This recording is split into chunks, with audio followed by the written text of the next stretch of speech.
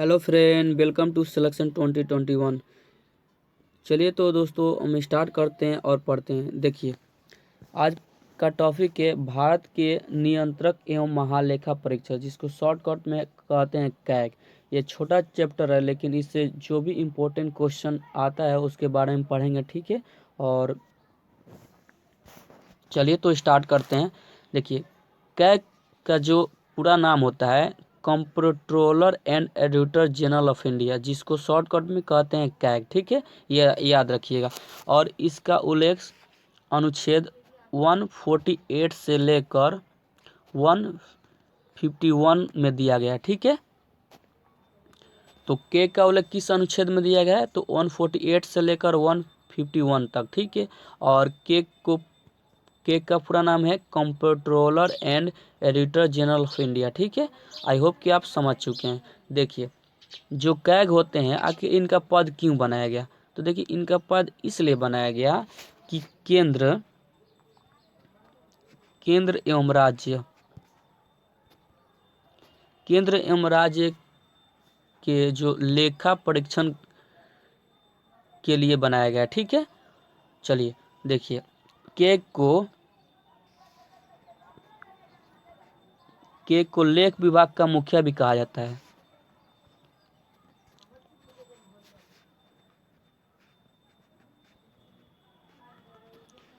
के को क्या कहा जाता है? तो लेख विभाग के मुखिया। तो अभी तक हम लोग क्या पढ़ा कि भारत के नियंत्रक एवं महालेखा परीक्षक, जिसको शॉर्टकट में बोलते हैं कैग, या कैग अर्थात comptroller and editor general of India, ठीक है। और यह लेख विभाग का मुखिया होते हैं। और इनका पद क्यों बनाया जाता है? तो केंद्र एवं राज्य के लेखा परीक्षक के लिए बनाया जाता है, ठीक है। तो चलिए देखिए, कैग जो होते हैं उनका पद का उल्लेख 148 में दिया गया है। तो याद रखिएगा कि जो कैग होते हैं उसका उल्लेख किस अनुच्छेद में दिया गया है? तो 148 के तहत, ठीक है। चलिए आगे पूछ रहा है नियुक्ति, यानी जो कैग होते हैं उनकी नियुक्ति कौन करते हैं? तो देखिए, उनका नियुक्ति जो है राष्ट्रपति करते हैं, ठीक है। और शपथ कौन दिलाते हैं? तो वो भी राष्ट्रपति दिलाते हैं, ठीक है।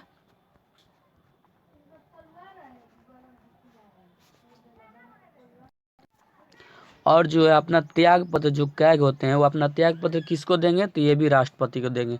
तो देखिए, नियुक्ति कौन करते हैं? तो राष्ट्रपति करते हैं। शपथ कौन दिलाते हैं? तो राष्ट्रपति दिलाते हैं। और त्याग पत्र किनको देंगे?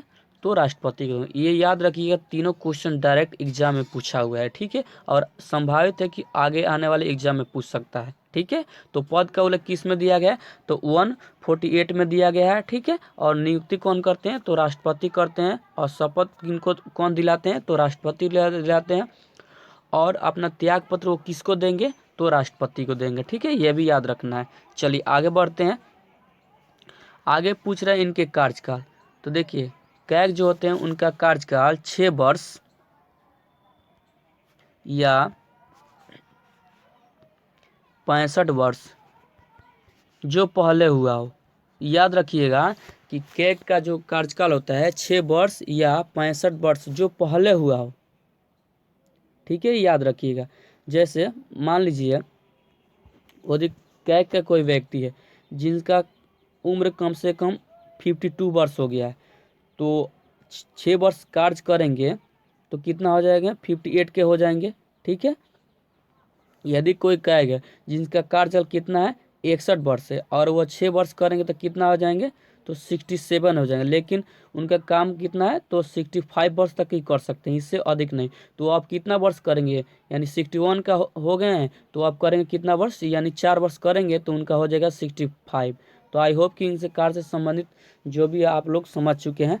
तो कैग का कार्यकाल कितने वर्ष का होता है? तो 6 वर्ष या 65 वर्ष जो पहले पूरा कर चुका हूँ, ठीक है। तो चलिए अब आगे पूछ रहा है, देखिए, कैग का जो वेतन है वो संचित निधि द्वारा मिलता है, ठीक है।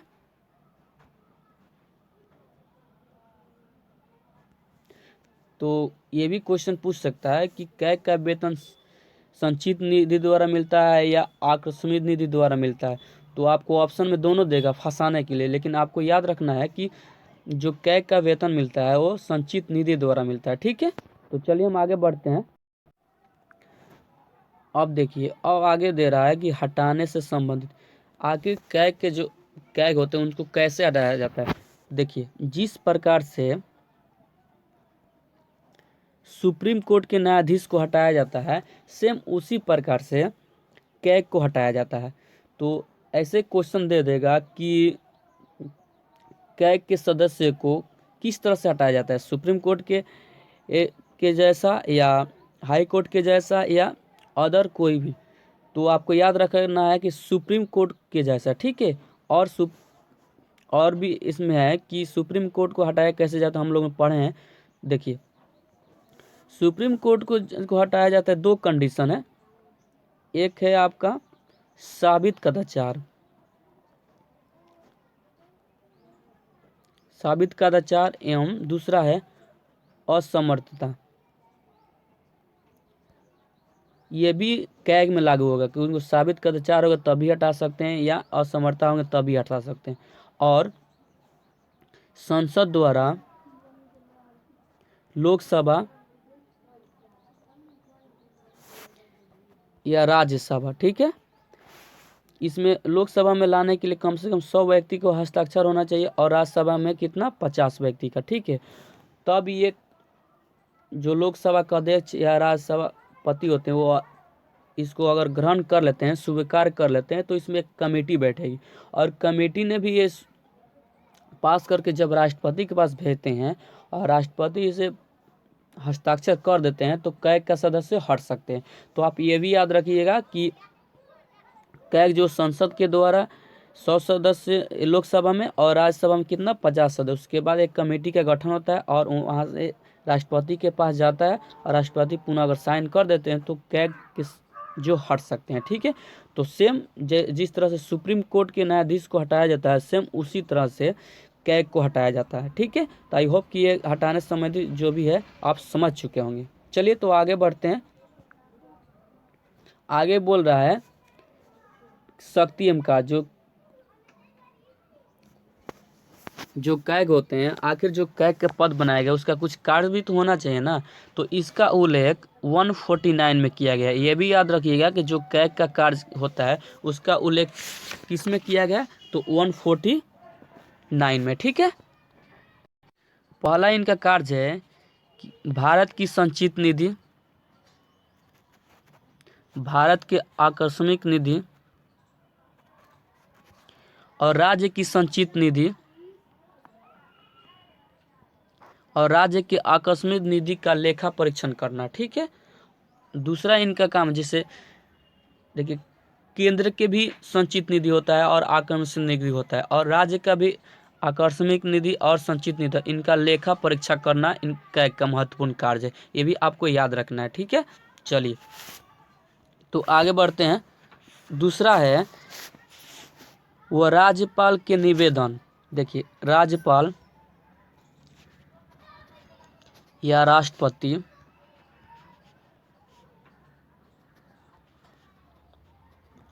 राज्यपाल और राष्ट्रपति के निवेदन पर किसी अन्य लेखाओं की भी परीक्षा करते हैं। ठीक है, जैसे राष्ट्रपति जी ने कह दिया या राज्यपाल कह दिया तो उनके निवेदन पर वह लेखा के परीक्षण भी करते हैं। ठीक है, और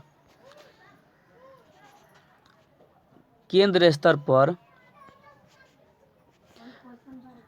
राष्ट्रपति को अपना रिपोर्ट सौंपते हैं। ठीक है, और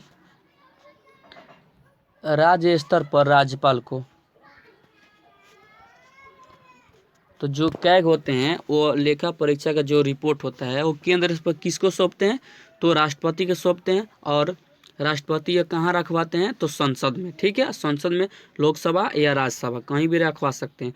और जो राज्य पे अपना रिपोर्ट प्रस्तुत करते हैं तो किसको प्रस्तुत करते हैं, तो राज्यपाल कहाँ रखवाते हैं, तो वो विधानमंडल में रखवाते हैं। ये भी याद रखिएगा। तो देखिए, ऐसे क्वेश्चन पूछ सकता है घुमाने के लिए, आपको कंफ्यूज करने के लिए, कि जो कैग होते हैं वो लेखा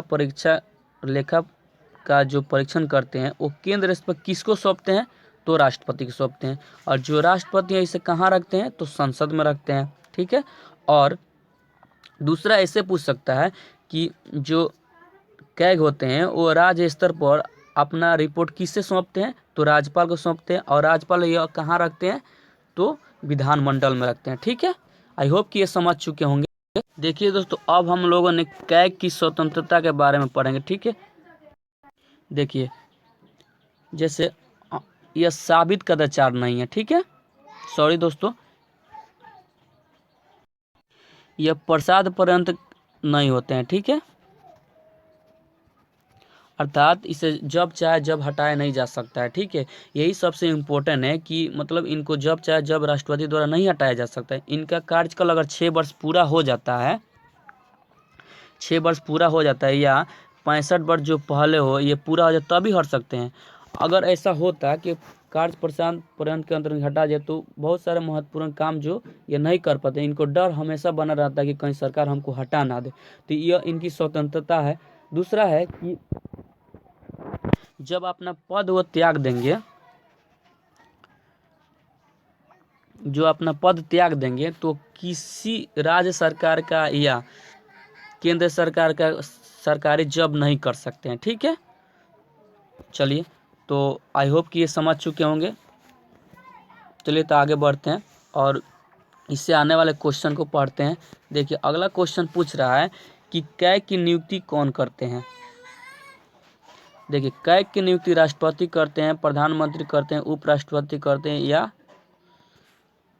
उपाध्यक्ष करते हैं। देखिए कैग की नियुक्ति जो है राष्ट्रपति करते हैं। ठीक है, आपको याद रखना है कि कैग की नियुक्ति कौन करते हैं, तो राष्ट्रपति करते हैं। ठीक है, और प्रधानमंत्री की नियुक्ति कौन करते हैं, तो ये भी राष्ट्रपति करते हैं। ठीक है, और उपराष्ट्रपति की नियुक्ति कौन करते हैं, तो ये भी राष्ट्रपति करते हैं। आई होप कि ये समझ चुके होंगे। ठीक है, चलिए आगे क्वेश्चन पूछ रहा है कि BRA के अनुसार सबसे महत्वपूर्ण संवैधानिक पद कौन है। इसका कहने का मतलब है कि डॉक्टर भीमराव अंबेडकर के अनुसार सबसे महत्वपूर्ण पद कौन है, माने डॉक्टर भीमराव के अनुसार। तो देखिए इसका राइट हो जाएगा कैग। ठीक है, देख संवैधानिक पद होता है जो राष्ट्रपति होते हैं, PM होते हैं, उपराष्ट्रपति है, संवैधानिक पद है। ठीक है, लेकिन डॉक्टर भीमराव अंबेडकर ने कहा है कि महत्वपूर्ण संवैधानिक पद किसको कहा है, तो कैग को कहा जाता है। ठीक है, चलिए तो आगे बढ़ते हैं। आगे क्वेश्चन पूछ रहा है कि नियंत्रक एवं महालेखा परीक्षक अपना त्यागपत्र को देते हैं, माने जो कैग होते हैं वो अपना त्यागपत्र किसको देंगे। तो देखिए ऑप्शन दिया है कि राष्ट्रपति को, राज्यपाल को, प्रधानमंत्री को, उपराष्ट्रपति को। देखिए जो नियंत्रक एवं महालेखा परीक्षक होते हैं वो अपना त्यागपत्र राष्ट्रपति को देते हैं। ठीक है, और राज्यपाल अपना त्यागपत्र किसको देंगे, तो ये भी राष्ट्रपति को देंगे। प्रधानमंत्री अपना त्यागपत्र किसको देंगे, तो ये भी राष्ट्रपति को देंगे। ठीक है, तो चलिए आगे बढ़ते हैं। आगे क्वेश्चन पूछ रहा है कि नियंत्रक एवं महालेखा परीक्षक अपना रिपोर्ट केंद्र स्तर पर किसको देंगे। तो देखिए नियंत्रक एवं महालेखा परीक्षा जो केंद्र होते हैं कैग अर्थात केग, वो अपना केंद्र स्तर पर राष्ट्रपति को देते हैं। ठीक है, और राष्ट्रपति से कहाँ रखवाते हैं, तो संसद में। संसद में कौन कौन है, तो आपका लोकसभा एवं राज्यसभा। ठीक है, ये दोनों याद रखना है। और एक और चीज़ रखिएगा, अगर वही यहाँ पे केंद्र ना देकर राज्य स्तर पर देता तो वो अपना रिपोर्ट किससे प्रस्तुत करेंगे, तो राज्यपाल को, और राज्यपाल आप कहाँ रखेंगे, तो विधानमंडल में। ये भी आपको याद रखना है। ठीक है, तो आई होप कि ये इससे आने वाले जितने भी प्रश्न आप लोग समझ चुके होंगे। ठीक है, और आपको ये वीडियो अच्छा लगा, छोटा चैप्टर था। अगर इसमें बोलते समय अगर आपको कोई गलती से कुछ बोल दिया हूँ तो आई एम सॉरी, मुझे माफ़ कर सकते हैं, आपका भाई हूँ। ठीक है, तो आई होप कि यह वीडियो आपको अच्छा लगा। जय हिंद दोस्तों।